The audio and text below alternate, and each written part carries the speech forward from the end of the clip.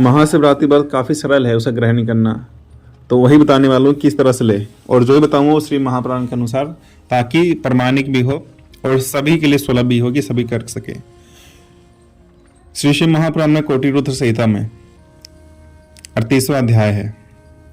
तो 38वें अध्याय में बताया गया है कि शिव जी को 10 व्रत प्रिय हैं, जो मुख्य 10 व्रत हैं, जो सेव व्रत के नाम से जाने जाते हैं, जो कि एकादशी है, अष्टमी है, सोमवार है और शिवरात्रि है।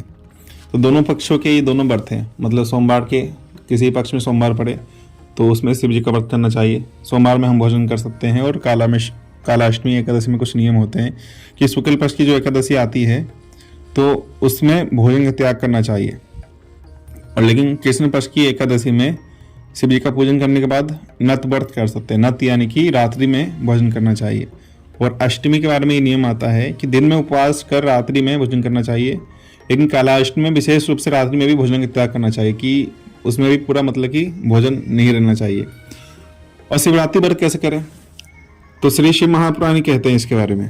भगवान शिव नारायण से कहते हैं, बलिष्ठम ही शिवरात्रि व्रतम हरे, कि शिवरात्रि व्रत विशेष रूप से बलवान है। चाहे कोई सकाम या निष्काम भाव से करे, चाहे किसी वन या आश्रम का हो, कोई भी मनुष्य हो, कैसा ही वन हो, चाहे स्त्री हो या बालक हो, दास हो या दासियां हो या राजागण ही क्यों ना हो, ये समस्त प्राणियों के लिए सर्वश्रेष्ठ व्रत है, चाहे वो प्राणी कोई भी हो। तो इस विशेष शिवरात्रि में रात भर उठकर जागरण किया जाता है। और व्रत लेने का नियम ये है कि आप सुबह अपना पूरा नित्य क्रम संपन्न करने के बाद शिव मंदिर में जाना है आपको, और वहां पर आपको महाशिवरात्रि का व्रत शिव जी से ही मानना है। हे देव देव, हे महादेव, हे नीलकंठ, आपको नमस्कार है। हे देव, मैं आपका शिवरात्रि व्रत करना चाहता हूँ। हे देवेश, आपके प्रभाव से यह व्रत विघ्नों से रहित हो और काम आदि शत्रु मुझे किसी प्रकार की पीड़ा ना पहुंचाए। तो इस तरह संकल्प करके आपको शिवरात्रि का व्रत शिव जी से मांगना है। इस प्रकार संकल्प कर पूजा सामग्री एकत्र करें, और आप पार्थिव शिवलिंग से शिव जी का पूजन कर सकते हैं, या फिर कोई शास्त्र प्रसिद्ध शिवलिंग हो तो वहाँ पर आपको पूरी रात्रि भर उठना है और जागरण करनी है, महोत्सव करना है। या फिर आप घर में भी कार्यम जागरण प्रियता महोत्सव समन्वितः, मतलब कि घर पर ही रह के आप जागरण मंत्र जाप ध्यान में पूरी रात भर संकलन रह सकते हैं। और अगले दिन जब पूरे रात भर शिवरात्रि व्रत चला, और फिर अगले दिन पुनः मंदिर में जाना है आपको, और शिव जी के पास जाकर कहना है कि ये मंत्र का विसर्जन है, मतलब कि जो शिवरात्रि व्रत हम कर लिए पूरे रात उठ के जागरण, कि आपने जो भी शिवरात्रि व्रत का नियम लिया था उसका विसर्जन कर रहे हैं और व्रत की पूर्णता कर रहे हैं। शिव जी को बारंबार हाथ जोड़ के प्रणाम करना है।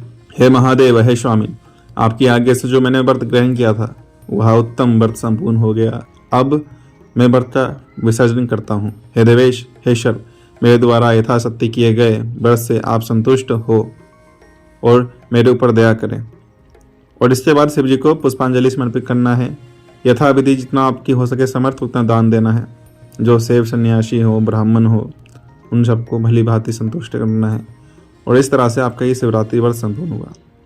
इस व्रत की विशेषता यह है कि अगर किसी ने अपने पूरे जीवन बस एक बार भी ये व्रत किया तो उसका पूरा जीवन ही बदल जाएगा, और इसका प्रभाव उसके जीवन में अगले ही दिन से दिखने लग जाएगा। मतलब कि उसने कल शिवरात्रि व्रत किया तो अगले ही दिन से उसका पूरा जीवन बदल जाएगा। ये तत्क्षण तुरंत फल देता है। उसकी आध्यात्मिक ऊर्जा जो है एक अलग ही लेवल पर पहुंच जाती है। तो सभी को विशेष रूप से इस व्रत को करना चाहिए और रात भर जागरण करना चाहिए।